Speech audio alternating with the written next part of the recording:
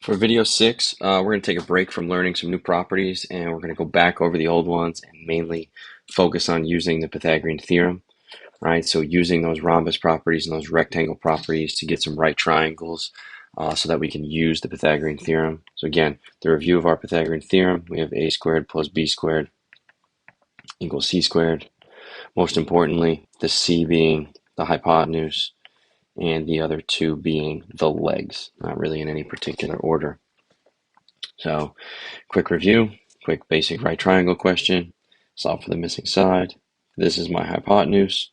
I like to plug that in first, and then I like to plug in the 7 squared and the 10 squared. Doesn't really matter what order. You put that right in your calculator, you get 149 equals x squared, square root both sides, and we're going to get x equals 12.2. All right, we're going to round most of these for this video, so you're going to need your calculator. We're going to plug them in the calculator and round to the nearest tenth. All right, sometimes we can leave in simplest radical form, but for the purpose of the video, we're going to round to the nearest tenth. All right, so rectangle ABCD, solve for the length of x. We are going to review the properties here. So the key thing about rectangles, right, two of the things that we know, or two of the new things that we know. One, we have right angles. That's really what we're going to need here. This right angle is what we're going to need to solve this question. Yes, we do know some other things, right? We know that these sides are the same length, which makes this 5. We do know that these are the same, which also makes this x. We know that they're parallel. There are some other things that we could throw in here, but the main thing that we're really focused on is that this is a right angle. Because if that's a right angle, then this is a right triangle. And again, we can use that Pythagorean theorem. So again, a squared plus b squared equals c squared. I'm always going to put in this hypotenuse first. I think it will avoid you guys making mistakes with certain things, and I just think it will make things a lot easier. So 16 squared is going to be 256. 5 squared is 25. We are going to subtract 25 from both sides, and we get x squared equals 231. And we're going to square root both sides and get x equals 3.9. Now, unfortunately, this isn't really drawn to scale very well. This probably shouldn't be 3.9. It should probably be a little bit bigger. But when we go through the math, that's what we get. Probably the 5 and the 3 should switch. But that's all right. As long as your math works out, I wouldn't worry too much if it's to scale or not. All right, example 2. So we have a new word here. I made sure I threw this in there because there are some questions in the practice like this. The Regents throws it in every once in a while. So we have the rhombus TIGE, diagonals TG and IE intersect at R. Perimeter of TIGE is 68. So perimeter. If you don't know what perimeter means, it is all 4 of these sides added together. It is the outside of the figure. The outside of the figure. All right, we also know that TG, this whole thing, is 16. And again, we want to find the length of IE, which is going to be this one. That's what we're looking for. So again, the rhombus property we want to use. If we know the perimeter is 68, we want to use the fact that we know that all 4 of these are the same. So the first thing we're going to do is take our 68, divide it by 4, and get 17. All right, that's going to help us out. So we know all of these are 17. The next property that we want to use is that the diagonals bisect each other. That comes from the rectangle, right? That's okay. Not from the rectangle. That comes from the parallelogram. It's okay that we are using that because a rhombus is a parallelogram. We have a rhombus. So again, if this is 16, then both of these are 8. Now, we are trying to find this length of this diagonal here.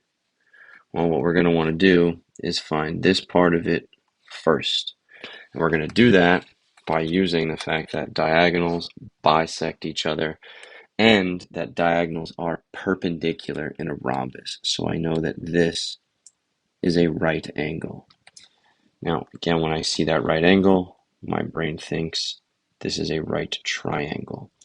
So if I'm going to use that right triangle here, we have 17, we have what we're looking for, and we have 8. All right, it's going to help us find, and then we're going to work our way to the full diagonal. So, the first thing I like to do is fill in the 17, or the hypotenuse. Then we can have 8 squared plus x squared. 64 plus x squared equals 289. We're going to subtract 64 from both sides. We get x squared equals 225 square root, and x equals 15. Now again, not our final answer. This is 15, which means I'm going to erase some of this on the picture so we get a better visual here. Right, we know that these two are 8. We now know that this is 15. And since it is a rhombus, we also know that this one is 15. So the whole thing, our IE, our final answer here, is going to be 30. All right, there's a lot of properties to use in this kind of question. There's a lot of different vocabulary that comes up. You have to be careful. You have to draw it separate. If you want to draw those right triangles separate, that's fine. It's a helpful thing. I have some trace paper in class if you want to use that. But that's how we would solve that one and finish it up. Next question. The diagram below. Rhombus. Again, rhombus ABCD. The diagonals intersect at E. AC, this whole thing is 18. And BD, this whole thing is 24. All right, what is the length of one side? So we can find any of these sides. Doesn't matter which one, because in a rhombus, they're all the same.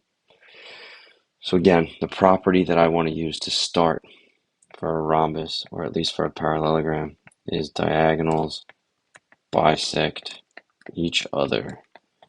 So what I know is if this whole thing is 24, if it's bisected, then it's 12 and 12. If this whole thing is 18 and it's bisected, 9 and 9. Right?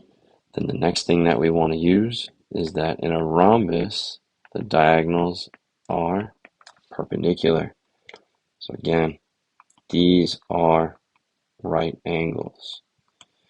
So what we're going to use is one of these right triangles. It doesn't matter which one, they're all the same. They all have 9 and 12 in them.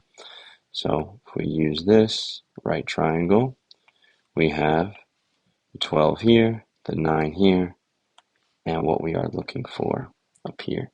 So hypotenuse first, x squared, 9 squared plus 12 squared, 81 plus 144.